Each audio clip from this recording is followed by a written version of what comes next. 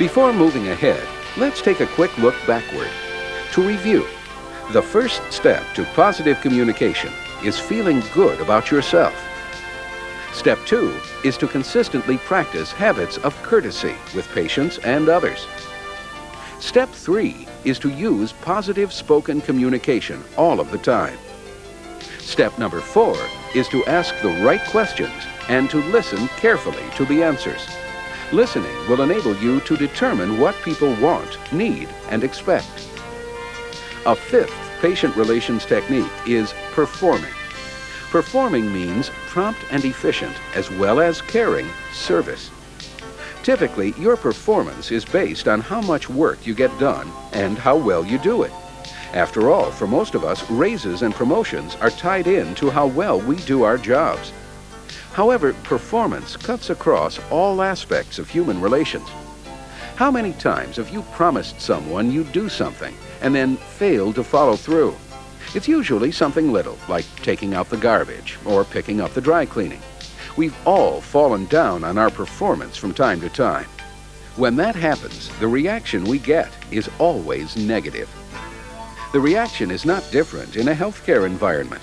In fact, in healthcare, speed and efficiency don't just please insurance carriers. Patients and others also think that good performance is also positive communication. In high-stress situations, such as the ones we encounter every day, good performance is not only appreciated, it's expected.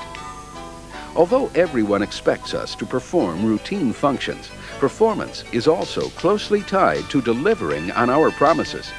To our patients, our promises mean a great deal.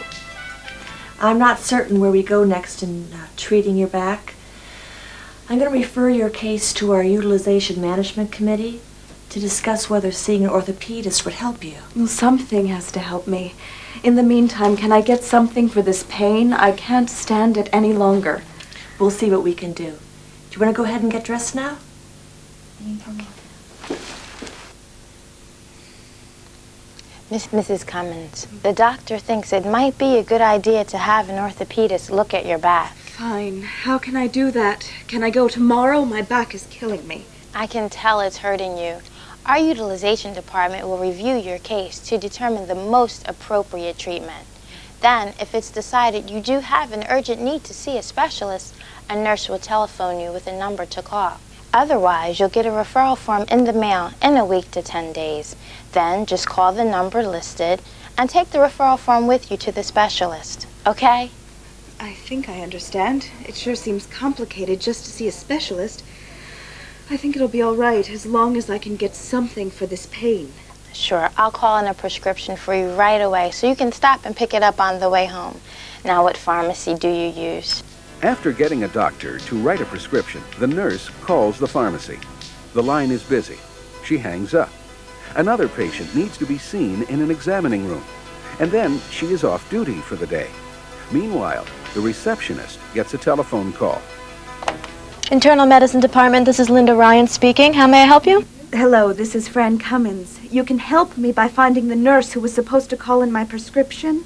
I'm at the pharmacy counter now to pick up my pain medication, and there is no pain medication here. My back hurts. I want to go home. I'm sorry, Mrs. Cummins. If you'll just give me your doctor's name, I'll put you on hold and call back to see what happened. We'll have someone call the pharmacy right away. Will that help you? Of course it will. I just wish that nurse would have done what she said she was going to do. She knows my back hurts. I could have been at home by now, resting. We'll get you home as fast as we can. Just hold for a minute and I'll get someone to call in your prescription. Thanks, I'd appreciate it.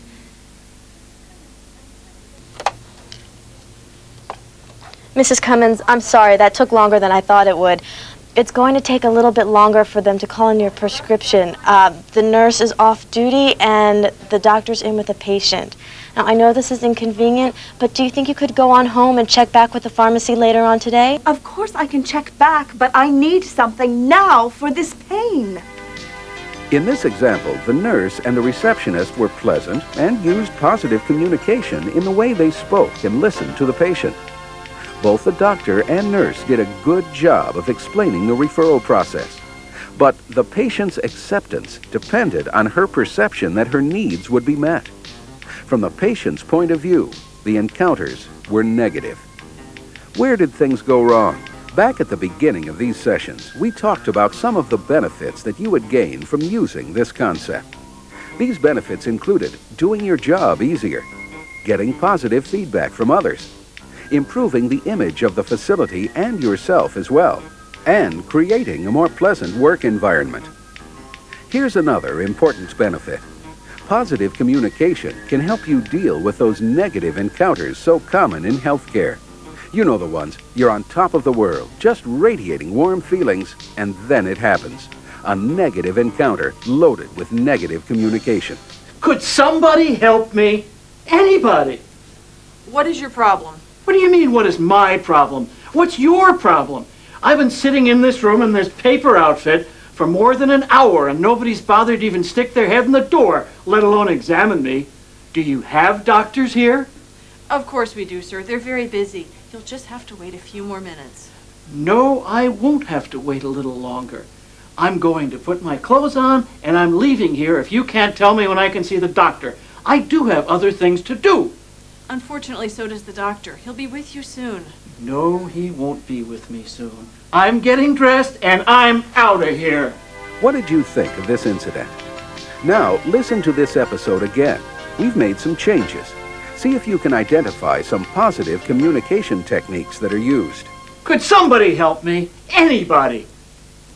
How can I help you? I've been sitting in this room in this paper outfit for over an hour. Nobody's even bothered to stick their head in the door, let alone examine me. Do you have doctors here? First, let me apologize, Mr. Stevens, Tony Stevens. Mr. Stevens, we're very busy today, but that certainly isn't your fault. Someone should have come in to talk to you and tell you how much longer the wait would be. Tell me, who's your doctor? Dr. Berrigan. If you don't mind waiting a few more minutes, I can run down the hall and see how much longer the wait would be. Would that help? It sure would. I don't mean to be difficult, but I only blocked out a couple of hours for this exam today. I have a meeting at 3:30, and I'm going to be too busy for the rest of the week to schedule another appointment. Mr. Stevens, I'll get that answer for you. Thank you. I appreciate your help. The employee's approach to the angry patient was certainly better this time. How did she turn the patient's attitude around? In a healthcare environment, we always have problem patients, problem family members, and problem staff. Many of the problems are unique to our profession. After all, few people want to be patients. Here are some additional examples of problem situations. Good afternoon, Mr. Fletcher. How are you feeling today? Well, I've been a lot better. I mean, someone sat me on this table 20 minutes ago. Since then, I've been freezing to death. I'm sorry. It'll just be a few more minutes before we can take your picture. Can I get you a blanket? Yeah, I'd like that. I mean, why didn't somebody do that for me earlier? I apologize. I'll get you one right now. Well, I mean, I didn't want to yell out and bother anyone. You certainly wouldn't have been a bother, sir. We're here to take care of you. Good afternoon. Business office is Maria Alvarez speaking. How can I help you? Look, this is Juan Rodriguez. I was patient there last month. Listen, my insurance company just sent me a detailed printout of the bill, and they refusing to pay some of this charge. And I am not to pay the dime either. Well, what is the name of your insurance company, please? Global. Well, Mr. Rodriguez, Global's is usually prompt. Let me just get your name and ID number, and I'll look up your bill. Sure, Juan Rodriguez, and my ID number is 1223-1905. Yes, 1905. I have your bill right here. What is Global exactly refusing to pay? Well, they say I have been in the hospital for 2 days, and that the Thursday room charge have been refused. And they couple the things, but that room charge is big. I can afford to pay for it. I understand, Mr. Rodriguez. I'll get to those other charges in a minute. I'll explain what I'll be doing. Let me just call Global's claim department directly. Lots of times insurance just need additional information. Are you a patient, yes, right. Dr. Brown? Listen, can you straighten this out for me, please? I'll sure try. Let me just call Global first, then I'll call you back. Do you have a number where I can reach you during the day tomorrow? Yes, I'll be in my These are office all just day some tomorrow. examples of how positive communication can be used to turn a hostile encounter into at least a neutral, if not a pleasant one. In your environment, you deal with these situations all of the time.